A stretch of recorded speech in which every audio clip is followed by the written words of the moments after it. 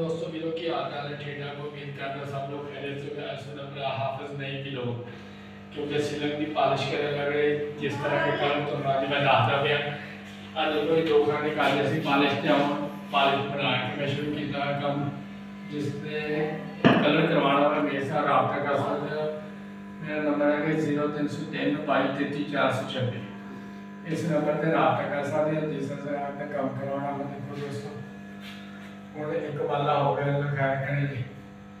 फिर असं दीवारें भी शुरू करनी जी ये काम अज स्टार्ट किया नवा नवा ही पहले वाले कहते भी तुम सिर्फ करके बाद ना जब कि दीवार शुरू करिए इन्हों का काम पैलिंग करवाना मैं कहते ये कलर करवा लो कलर तो बाद तुम पैलिंग करवा लो जिन्होंने मेरा काम पसंद आए तो लाभ भी लाइक शेयर जरूर करें करो मेरी वीडियो क्योंकि काम जो पसंद है तो अगे भी अस एक वीडियो के दिखाई से पॉलिश करते और दूसरी वीडियो बना लिया अल्लाह ने इतनी इज्जत देती है कि काम आंदा या नहीं आंदा साढ़े को क्योंकि असं किसी ने चुक के मशहूर नहीं आते जी असं अपनी मेहनत से मशहूर होवे नहीं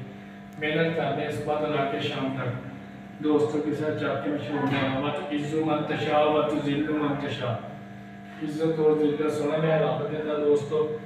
देखो कई लोग कह देंगे यार सारी दिहाड़ी वेला पैदा से वेला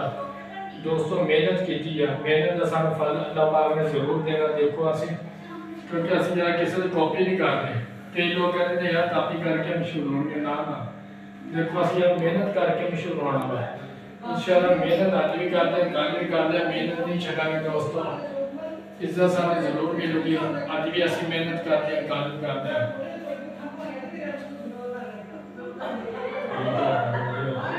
हाँ जी मेहनत करते हैं यार किसी की कॉपी नहीं करते। देखो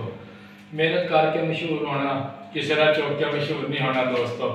कई लोग मैंने हले भी तनसा मारते हैं कि यार तू किसी की कॉपी करना कॉपी नहीं यकीन जानी करता सुबह तो लाका देखो शाम तक मैं मेहनत करता रहता यकीन जानी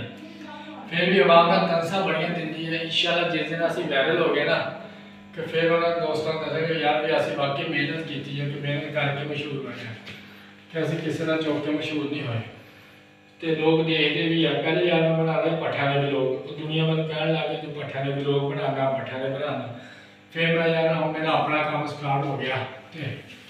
अल्लाह ने इज्जत दी है देखो अपना काम स्टार्ट किया है और तीसरा चौथा काम हम शुरू किया है असं मैं यार नवे काम डिजाइन करते वो बंदा दस दिन वीडियो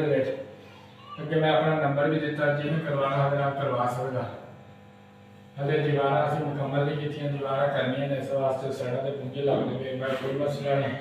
क्योंकि दीवार असं करनिया ने ना मुकम्मल करके दोस्तों अगर तो मेरी वीडियो अच्छी लगे ना लाइक शेयर जरूर करा करो तुम। अस है कि पिंडा वाले तो कोई ब्रांड नहीं